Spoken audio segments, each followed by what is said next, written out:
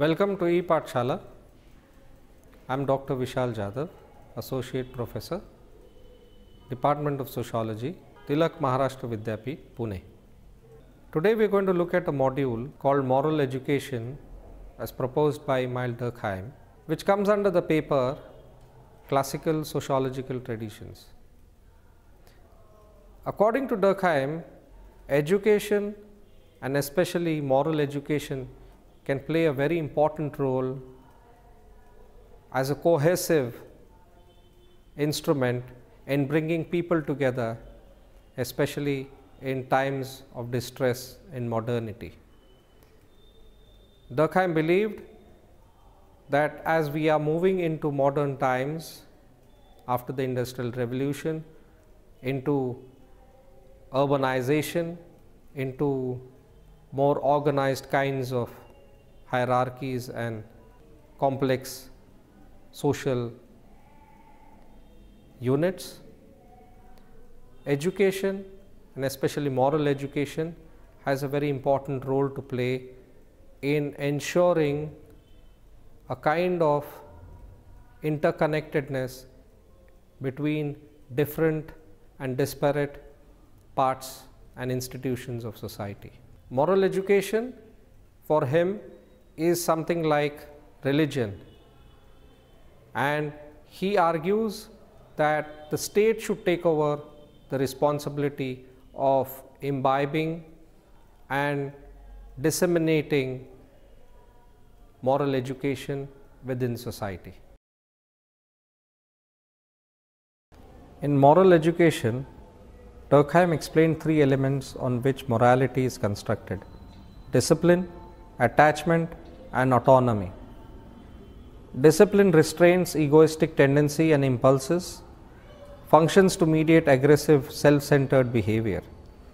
Attachment is the commitment to a social group, and autonomy is self-accountability and for responsibility for one's actions. The relationship between these three builds the morality. Education helps us to go deeper into one's life in order to build moral life. His works on moral education give us the source of socialization. Education. In sociology, education is a very important institution where socialization process takes place. Education has brought significant changes to society. Lester Frank Ward, the first president of the American Sociological Society, thought of education as a great equalizer. He believed that through educating young generation, able to eliminate inequality in society.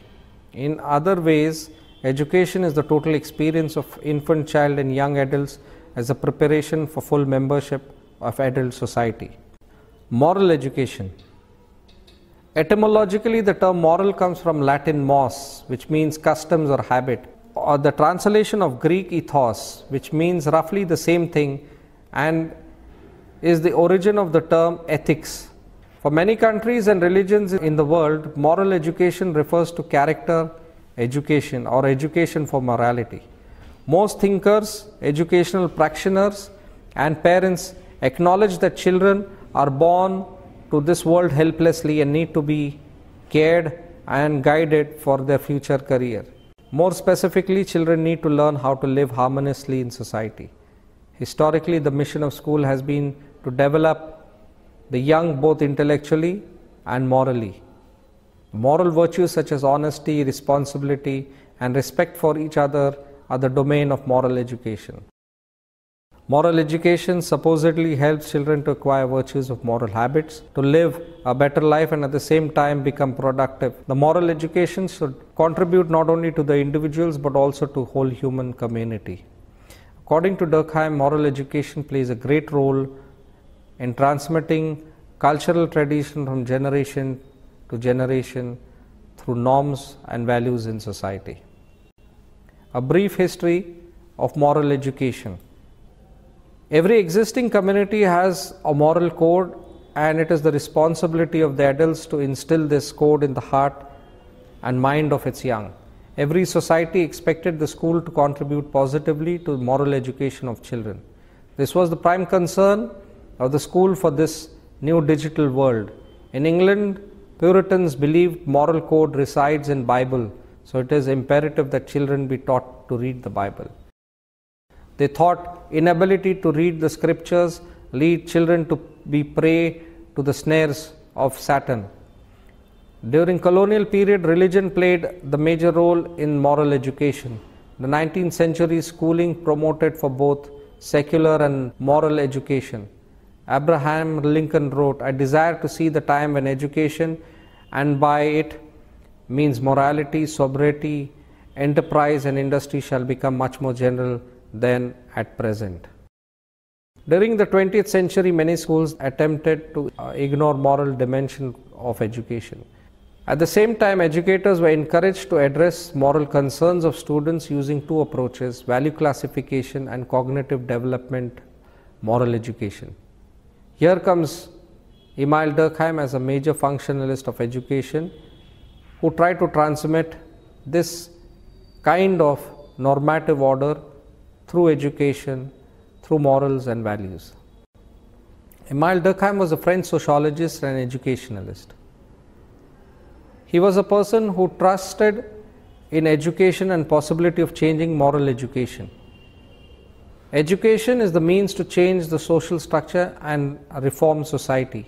Therefore, he tried to build up the moral on the basis of education. In educational world, he found himself as a leading pedagogical figure. All his life, he was deeply immersed in the teaching profession at various levels. Unlike the situation in Britain and United States, French civil service based in Paris controlled formal education in France. It was centralized and influenced by government in power. In 1884, State of France began to support new system of publication and secular education. According to Durkheim, fundamental duty of the state is to lay down in this very fact in calling individuals to a moral way of life through education. Local authority has no right for administration. In this situation, Durkheim selected as someone important for the future of education in France. To enhance his career, they sent him to Germany under the leading psychologists and philosophers. Moral education and Durkheim. He starts his book Moral Education with, "I propose to talk about moral education as an educator. Therefore, I ought to give you my concept of education at the very outset." He sees education as an art indeed made up of habits, practices, and organized skills. According to him, morality is social phenomena and is relative to the needs of structures of particular societies, and it opens to systemic observation. The internalization of social morals through education and socialization is the paramount of his work. He explains discipline to restrain passion, a sense of autonomy to enable action, and a sense of obligation or devotion to society. Durkheim believes that society is the source of morality. Therefore, he also believed that society could be reformed, especially through moral education. For him, morality has three components: discipline, a sense of authority that resists egoistic impulses; attachment to society, and since society is the source of morality; and autonomy, a sense of individual responsibility for our action. Discipline is an aspect of morality of Durkheim. Moral discipline is good in itself for him. Discipline has social usefulness in and of itself, quite apart of the behavior. It describes social life as one of the forms of organized life. All living organizations presuppose determinate rules, and to neglect them is to invite serious disturbances in society.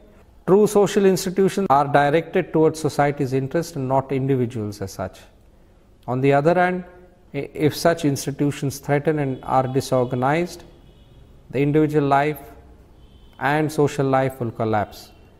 In school, the child must interact with other members of the school community in terms of fixed set of rules. Thus, Durkheim argues that it is by respecting the school rules that the child learns to respect morals and values of society. Durkheim clearly saw his own country was going through a declination of spiritual discipline. Therefore, it needed effective emotional morality, which would be appropriate and required through education. His emphasis was to stimulate and nourish devoting oneself for individual discipline. Spirit of discipline can be achieved through moral education. Discipline determines, fixes, regularizes, operates, conducts society in a better way. Obligations are a must, and they must follow with regularity, and duties should be genuine. Genuine obligations are daily ones, and performing them daily helps to life enhancing. Moral requirement is not merely another name for personal habits, but it should come from authority. Authority has an extremely significant function to act independently. Authority is nothing less than morality. There are two elements: the meaning of regularity of authority, that constitutes but two aspects of single complexes. State of being is to describe as the spirit of discipline. Moral discipline presents to us good in itself, so we have to obey them. To be is to act, live, and any reduction of life is diminution of being. Discipline for Durkheim is the first element of morality. He admits that to the liberal individualist. Durkheim suggests that discipline is essentially positive. To live is to put ourselves in harmony with the physical world around us and with social world of which we are members. The function of the discipline is to guarantee such restraints. If such necessary limits are lacking, if the moral forces surrounding us can no longer contain and moderate our passions, human conduct loses itself in the void. Discipline is useful not only in the interest of society, but for the welfare of the individual himself. Individuals' functions are not less important. By means of discipline, we learn the control of our desire, without which humans could not achieve happiness. It helps us to develop our personality. The rules teach us to restrain and master ourselves. It is a means of emancipation and freedom. Above all, it is essential to teach children this wholesome self-control. Education helps the child to understand that there are limits based on nature of things, and that is to say, in the nature of each of us. Attachment to social groups. Our moral life begins where the collective life begins, or in other words, that we are moral beings only to the extent that we are social beings. Humans must still have an interest in linking himself or herself with society. Individuals are invited in society to become other than himself. In reality, the one who links oneself with another being is always merges, and the attachment goes to the point of sacrifice. Wherever the individual disassociates himself from collective goals in order to seek only his own interest, we see in society the suicide rates goes up. Humans are vulnerable to self-destruction, and the more he or she is detached from collectivity, that is to say, from more self-centered and self-controlled normative order. Suicide is about 3 times more frequent among bachelors than among married people, according to Durkheim. According to him, to maintain society, one needs to acquire its members sufficient degree of homogeneity. Education perpetually supports the child from the beginning to develop collective life demands. Without these essential similarities, cooperation, social solidarity, social life itself would be impossible. A vital task of society unites individuals into united whole, or in other words, creating social solidarity. Durkheim argues that to become attached to society, the child must feel that it is something real, alive, powerful, and which dominates individual, and to which it owes its best part of himself. History of education provides link between individuals and society. Through this, child develops a sense of commitment to social group and society at large. Humans possess all the less of himself when he possesses only of himself. It is because Humans, in large part, are product of society. Society transmits the message from one generation to the next. Language is not merely a system of words, it has a particular mentality, that of society which speaks. It expresses its own temperaments and provides foundation for individual mentality. Religion plays a great part on language. It has served for many people as a foundation of collective life. All religious ideas are social in their origin. On the other hand, they remain the preeminent from the public and private thought for the vast majority of people. Today they say that science has replaced religion. Science is a part of religion and it has religion origins and it works through society. Society is beyond us and it constitutes the possible goals of moral conduct. The goal is beyond our own individual goals. We cannot seek to achieve it without elevating ourselves in the same measure beyond ourselves. Autonomy of self-determination. Autonomy is the state of mind of moral agent. Autonomy is free-willed, freely accepted, and this freely acceptance is nothing else than an enlightened acceptance. Autonomy of self-determinism is the other concept Durkheim employed in his lecture on moral education. This concept represents another aspect of morality. To act morally is not enough. Above all, it is no longer enough to respect discipline and to commit it to a group. Beyond this, we must have knowledge and a clear and complete awareness as possible of the reason of our conduct. Autonomy does not spring from escaping collective influence, from total immersion. Transformation of moral education. According to Durkheim, there is no good and bad in general. Morality is the specific living condition. He says that, however, morality of underdeveloped society is not ours. They are essentially religious. He wants to provide the scientific basis for a new social order. The moral education which finds in religions beliefs have to be transformed into a secular moral. The duty can be as simple as serving, for example, the moral element. Durkheim lived in a time when secularization of school in France had taken place and the government had taken over it from the religious domain, that is the church. The need was to replace moral ideas with rational and scientific views that were required for proper functioning of society. One of the most important interests of Durkheim was the new social order in modern society, which he called as organic solidarity. In the absence of religious morality, he tries to replace a secular and rational morality.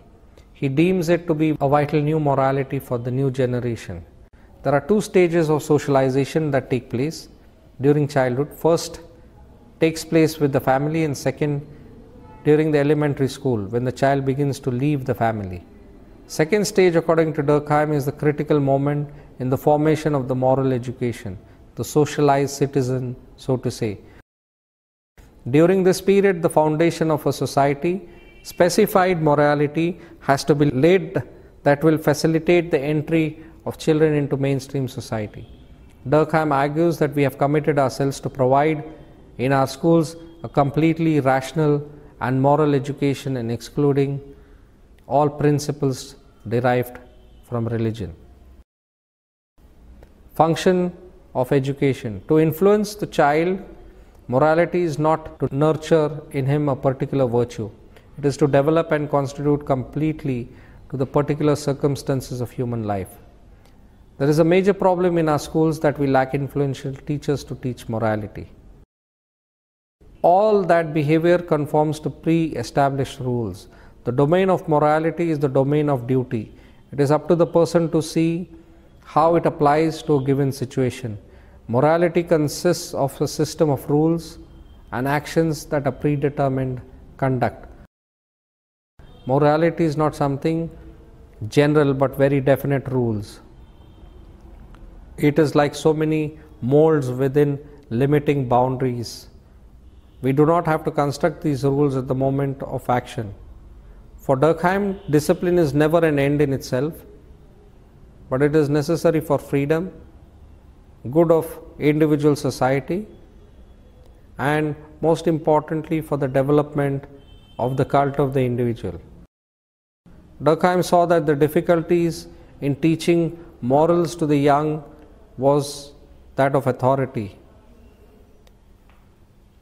The Catholic Church appealed to the teaching of the divine church, to a divine founder, and Protestant to the Bible as written accounts of God, and revelation in all these instances refer to an authority beyond the present world that is not available in the teachings of Durkheim. He was convinced that he had solved the problem by asserting that the authority for such behavior was in society itself. Durkheim contends that society is a sui generis reality. That is, society has a unique reality which is irreducible to adding up its component units and has come about due to historical and cultural factors. This phenomena occurs when individual consciences merge through collective effervescence, a moment when collective conscience develops and a completely new and larger whole is formed, that is the society. However, society cannot be simply replicated by forming groups of individuals.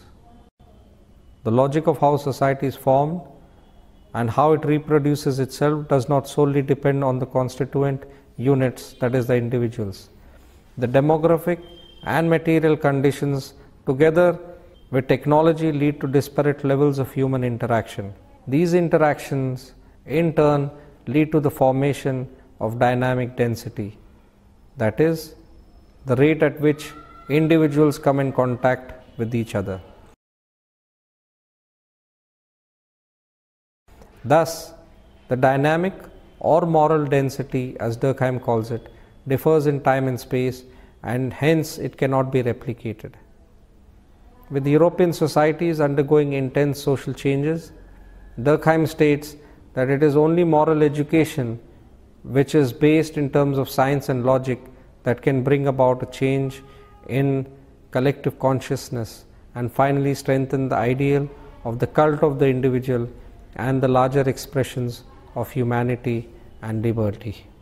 To conclude, we have seen Durkheim has always believed that we are moving towards a society which is cohesive at one end of the spectrum, but at the other end there is a lot of disorganization also.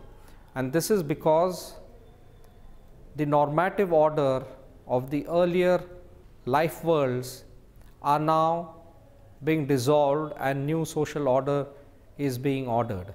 Religion itself for Durkheim, as we had earlier seen, has no meaning in terms of philosophy or theology or its relation to magic or supernatural, but for him it was more of a functional kind of a social institution.